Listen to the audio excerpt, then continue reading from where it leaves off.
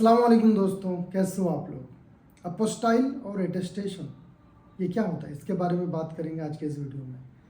Saudi अरब में जितने भी लोग अपने फैमिली को बुलाना चाहते हैं, फैमिली वीज़ा में अक्सर मुश्किल हो जाता है। इसी वजह से लोग इसको जानते नहीं हैं, करेंगे क्या समझ नहीं पाते हैं। देखिए, अगर आपका, आपके वाइफ का, बच्चों का पासपोर्ट पे नाम थोड़ा बहुत भी इधर उधर है तो आपको इसका ज़रूरत पड़ता है, अपोस्टाइल या फिर एटेस्टेशन का। इसलिए ये वीडियो आपके लिए इम्पोर्टेंट हो जाता है, तो पूरा देखना आप लोग। डॉक्यूमेंट हमारे जो होते हैं ना, वो दो तरह के होते हैं। कुछ डॉक्यूमेंट प्राइवेट होते हैं, कुछ गवर्नमेंट होते हैं। प्राइवेट में अगर हम एग्जांपल लें, मैरिज सर्टिफिकेट का ही ले लेता हूँ। हम लोग जो निकाह करते हैं अपना कमेटी में, जो मस्जिद कमेटी का पेपर में हमें निकाहनामा दिया जाता है, वो सरकारी कागज़ नहीं है, वो प्राइवेट कागज़ है। या कोई मदरसा से अगर आपको कोई निकाह का पेपर मिल रहा है तो वो प्राइवेट हुआ।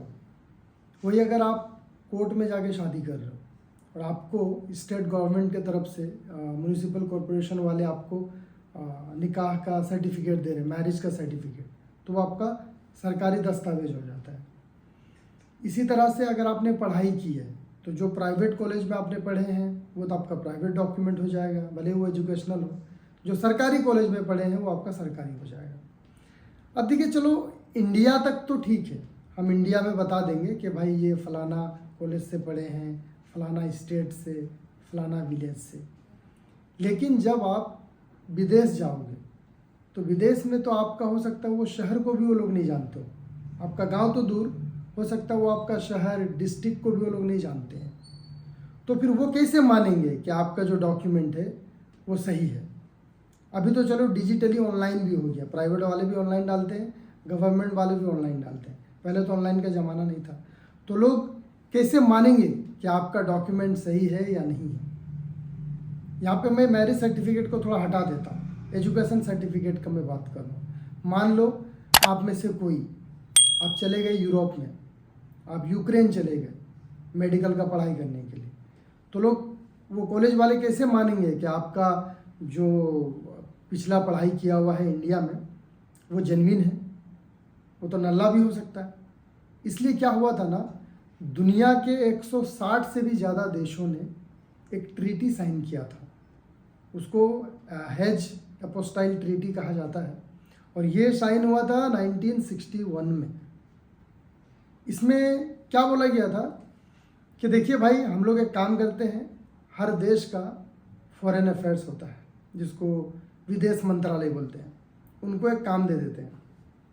आपका ये काम रहेगा कि एक स्टिकर आपको चिपकाना है, कुछ इस तरह से वो स्टिकर होता है, आप देख रहे हो ये स्टिकर, ये हमारा भारत सरकार का पोस्टल स्टिकर है, कि अगर वो आपको जेन्युइन लगे, आपको वेरीफाई करना है, अगर वो जेन्युइन लगे तो ये स्टिकर चिपका देना है।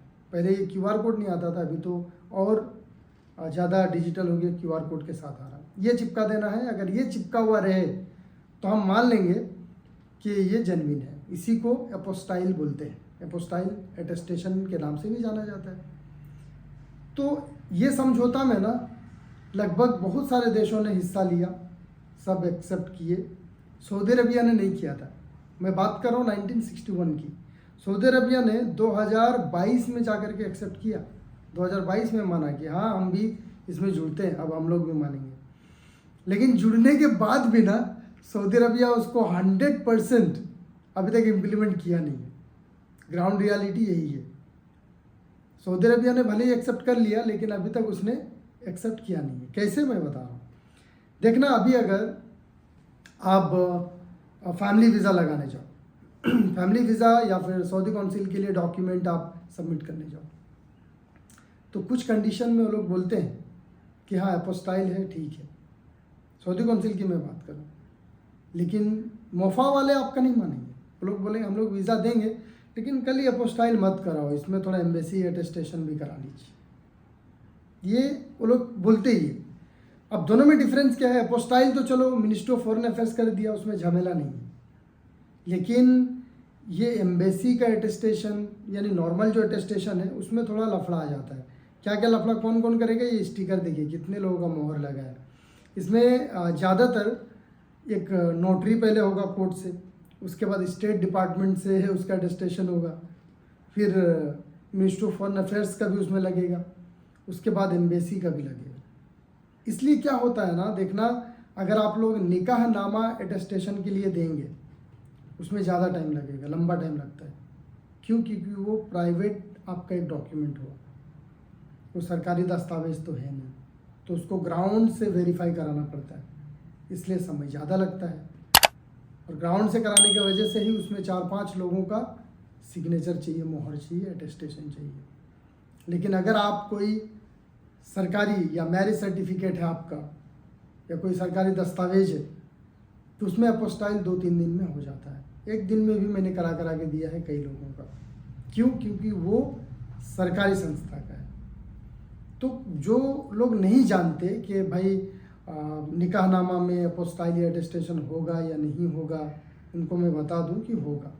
अगर आपका निकाहनामा है तो उसमें भी अटेस्टेशन होगा, लेकिन उसमें लंबा टाइम लगेगा। इसमें कुछ कंडीशन और ये है कि एक काम करना, आप जो निकाहनामा का पेपर है, पेपर का फ्रंट में मोहर लगा लेना मस्जिद कमेटी का या मदरसा कमेटी का, और उसका जो पीछे साइड है, पिछला वाला पेज, उसको पूरा ब्लैंक रखना। इसमें आसानी होता है और इसमें लंबा टाइम लगेगा, 1 हफ्ता 10 दिन तक लग सकता है और खर्चा भी थोड़ा बढ़ सकता है। लेकिन अगर आपके पास मैरिज सर्टिफिकेट है तो उसमें अपोस्टाइल तो आराम से होगा, साथ में एम्बेसी का अटेस्टेशन भी हो जाता है और उसमें कम टाइम भी लगता है। तो उम्मीद करूँगा वो डाउट क्लियर हो गया होगा इस वीडियो में। वीडियो को शेयर करके अपने दोस्तों तक भी पहुंचा दीजिए। चैनल पर नए हैं तो सब्सक्राइब कर लीजिएगा, क्योंकि इस तरह के वीडियोज इस चैनल पे मिलते रहते हैं। वीडियो को देखने के लिए बहुत बहुत शुक्रिया।